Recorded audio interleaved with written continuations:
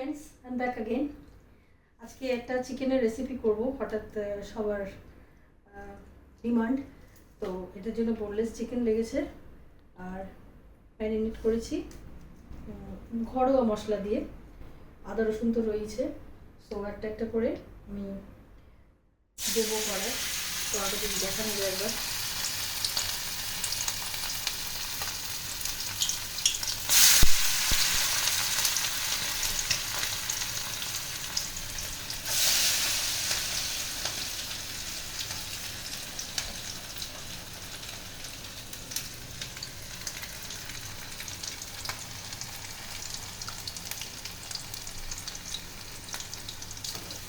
তিনটে থাক প্রথমে।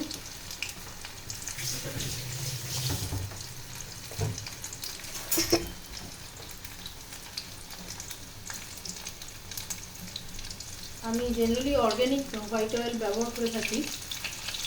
ইটস নট সানফ্লাওয়ার অয়েল, একেবারে পিওর পিনাট অয়েল,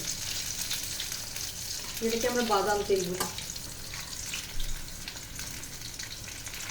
এটা খুব নিবু নিবুটা আছে হওয়ার কথা। অ্যাকচুয়ালি এই মশলাটা বলে দিই, এর মধ্যে আদা রসুনের পেস্ট ছাড়াও আর রয়েছে একটুখানি তন্দুরি মশলা আর জিরে, হলুদ, নুন, মিষ্টি দিইনি, আদা রসুনের পেস্ট আছে আর লঙ্কা গুঁড়ো সামান্য আর একটুখানি গরম মশলা। সব গুঁড়োই আমি ব্যবহার করেছি।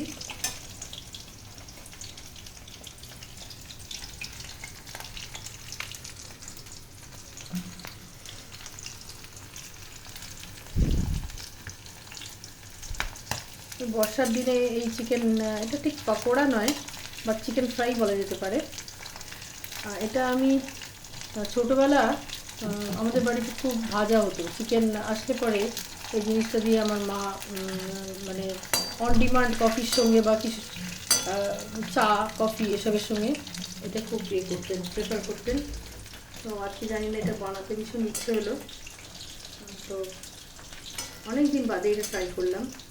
আরেকটা জিনিস বলতে ভুলে গেছি, এর মধ্যে একটু বেশি করে লেবুর রস দিতে হবে। লেবুর রস দিয়ে এটা ম্যারিনেট করতে হবে মিনিমাম 5 to 6 আওয়ার্স। ম্যারিনেশন যদি হয় খুব ভালো, আর না হলে যতটা সময় পাওয়া যায়।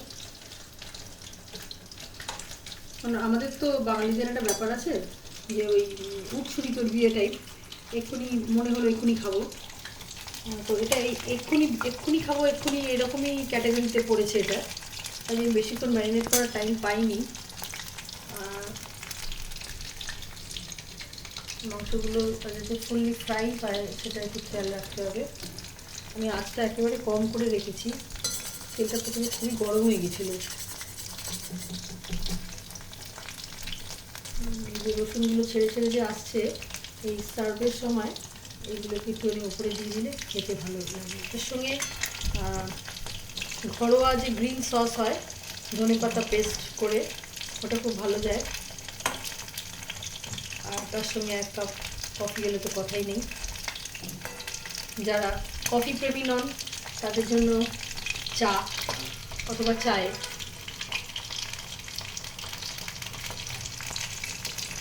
এই চিকেনটা কিন্তু এতটা তেল ছিল না, এটা অয়েল বেরোচ্ছে, ফ্যাট ছিল, তেলটা বেরিয়ে পড়েছে, বেরিয়ে পড়ে অনেকটাই বেশ তেল হয়ে গেছে।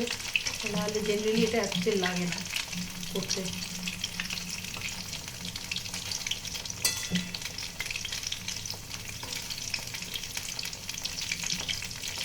তো এটাকে মনে হচ্ছে এই লটটা হয়ে এসছে।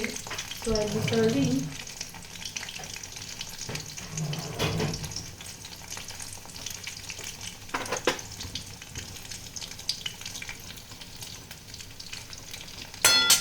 এটা best way to check is একটা ছুরি বা কিছু দিয়ে এই ভেতরটা একটুখানি দিয়ে একটু দেখে নিতে হবে, তাহলে বোঝা যাবে কতটা হয়েছে এটা।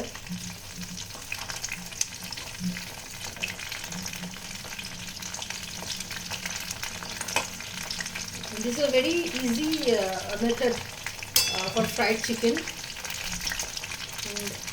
I haven't used any type of coating or anything like that. কাজে এটা বলা যায় একদম বিশুদ্ধ ফ্রাইড চিকেনই। কোটিংটা দিলে পরে তেলটাও বেশি খায়, আর কোটিংটা একটা আলাদা কার্বোহাইড্রেট তার মাত্রাটা বাড়িয়ে দেয়।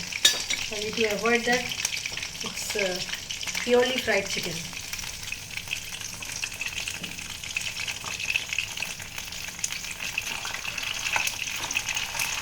লেবুর রসটা দিয়েছি বলে এটা গায়ে গায়ে লাগছে না। আর একটা বেশ লেবুর রসটা কিন্তু খুব একটা টক স্বাদ হয় না। এটা মিনিমাম আমার কাছে 750 গ্রামসের মতো চিকেন যদি থাকে তাহলে আমি 2টো লেবু ইউজ করেছি এর মধ্যে। আর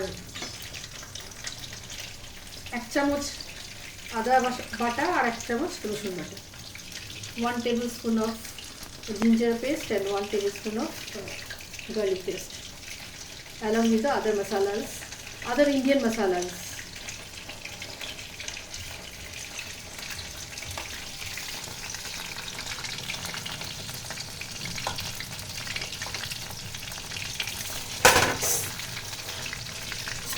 Not boiling whole time, but this is the checking method.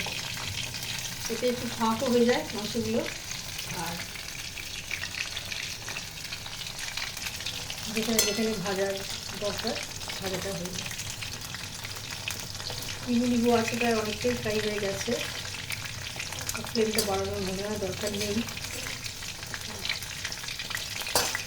একটুখানি মাছটা বাড়িয়ে দিচ্ছি।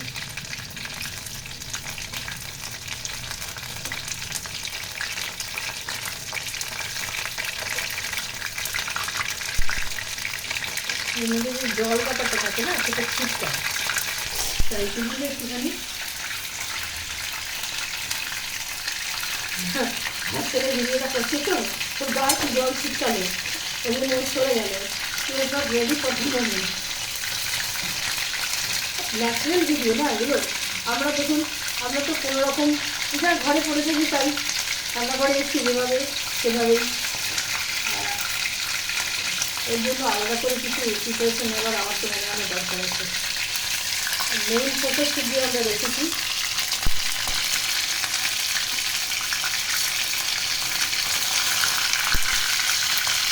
Okay, I think this is done. So please subscribe our channel and do like us and make comments us instantly. Please, আপনাদের comments পাচ্ছি না, comments পেতে চাই। Thank you so much for watching.